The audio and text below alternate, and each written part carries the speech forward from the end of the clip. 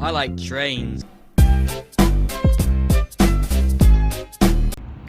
Hey guys, as you can see, we are here at the Rising Ridge Road crossing, and we are here on the plain siding of the Old Main Line. This is the side track, and if we look over here, you can see the local D786 back there. There's Old Main Productions walking right up to me. There's a tanker car, there's a box car, and then 2 locomotives. Now those 2 locomotives on this train are kind of the reason why I went for it. The first one being an EMD GP39-2, which, you know, while that's not rare, it's nice to see. But the other one is a rare GP39-2, and there's not many of those on CSX. And a fun fact about the GP39-2s for CSX is that they are all X-Redding. So that's pretty cool, and I actually hear the EMDs firing up. And I don't think I've seen an X-Redding locomotive before, so this will be a first for me. And yeah, it is currently November 24th, and this is the first day of my Thanksgiving break. Tomorrow is Thanksgiving.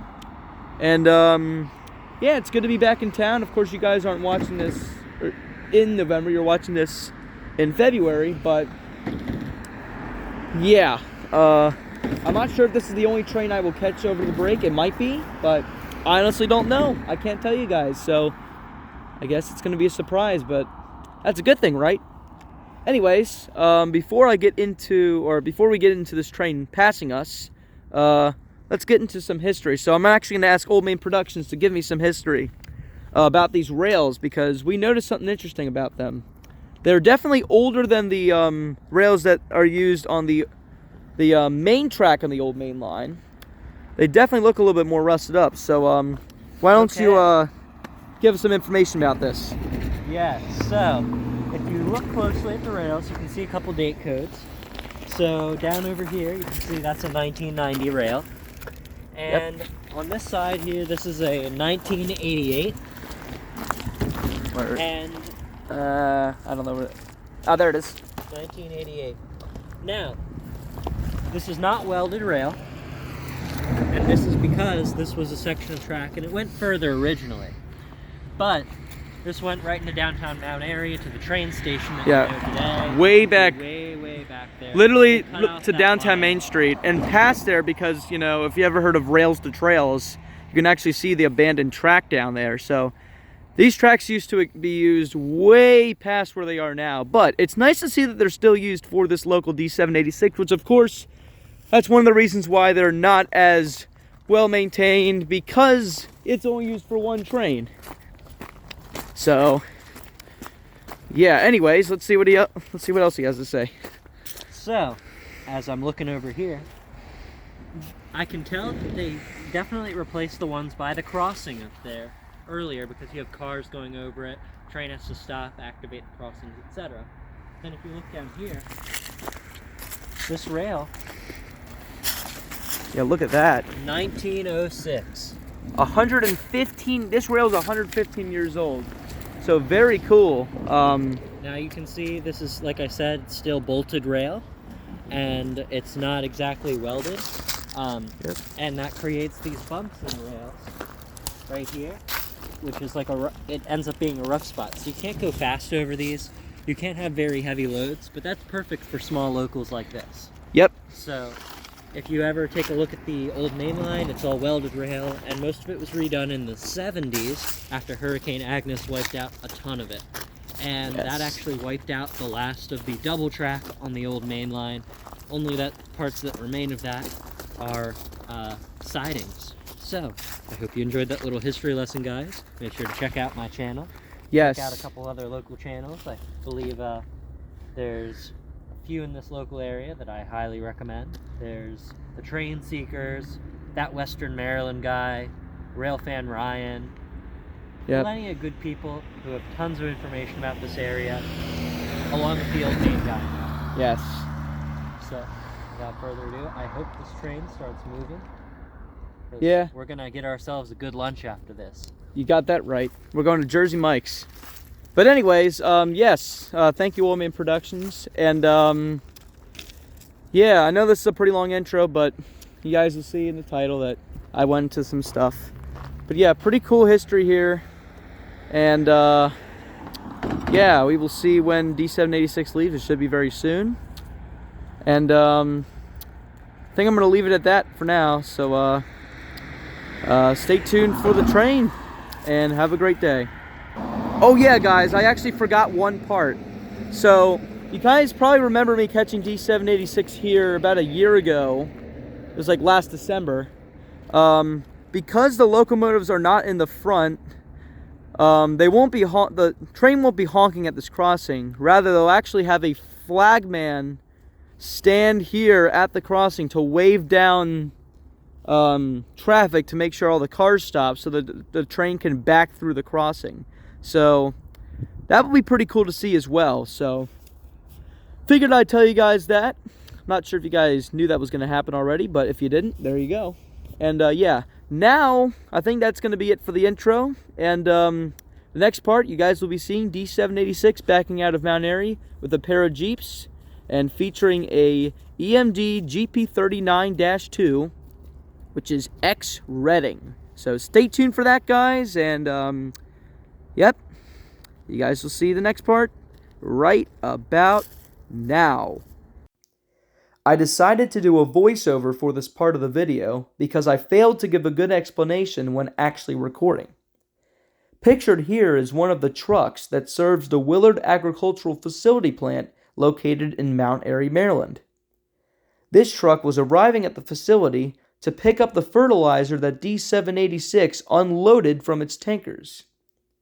Now, this wasn't the only truck we saw on this day arriving at and departing the facility. What's interesting is that D786 actually loads its tankers with fertilizer at the other Willard Agricultural plant on the Old Main Line subdivision in Frederick, Maryland. Pictured right here is the other truck leaving the plant after picking up the fertilizer. Now, in this video, you will see that there are 2 boxcars on this D786 along with the 3 tankers. These boxcars were used at the Blue Lynx facility in Frederick. There are many other facilities other than the Willard Agricultural Facility located in Frederick, Maryland that D786 works, one of them being Lime Kiln.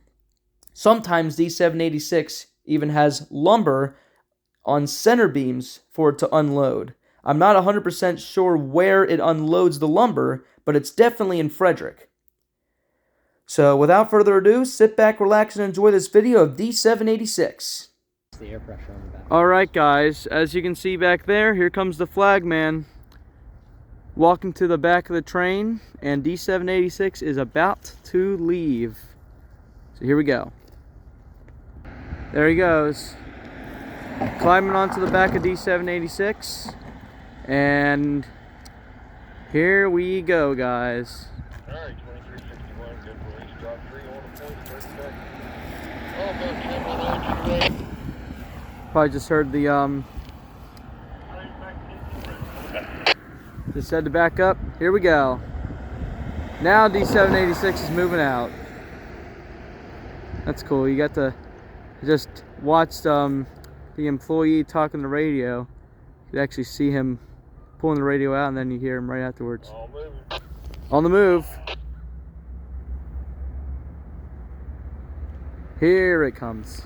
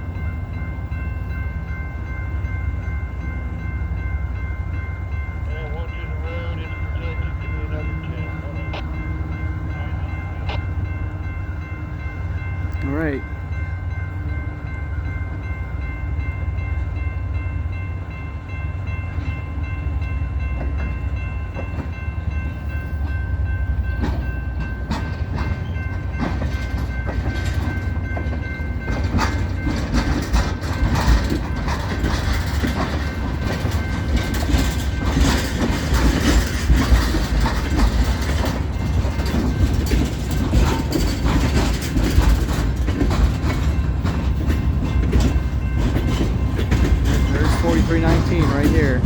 X Reading.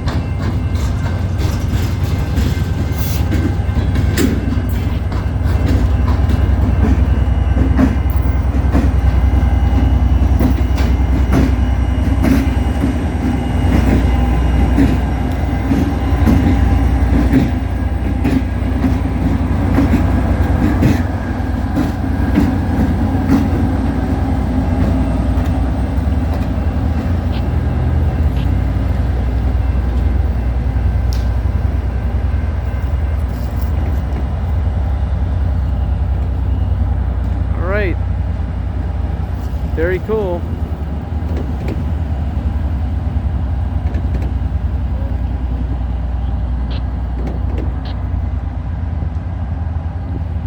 D786 slowly backing up out of Mount Airy.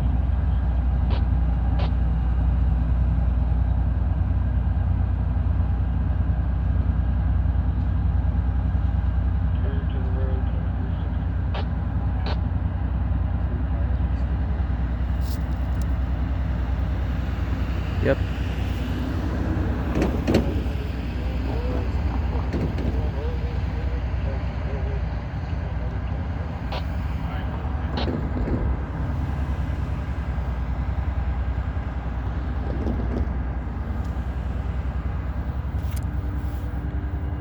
Now here's another fun fact. At locomotive 2631, you can tell it's X Seaboard X L&N because of the nose light. For any EMD that has a light on the nose, it's X Seaboard X L&N. Not always, because there's also Canadian. Well, that's true, but pretty much. In this area. But if the light, or for CSX, if the light is like at the top, then it's something else. Could be XC&O, XB&O, Conrail. All right, now they're going over 144. Gotta like that EMD smoking. All right, well, I hope you guys enjoyed that video of D786 leaving Mount Airy with an X Reading GP39-2 as it heads back west to Brunswick. And here from Rising Ridge Road Crossing and the Old Main Line with Old Main Productions, this is the Old Main guy signing off, and I hope everyone watching this video has a great day.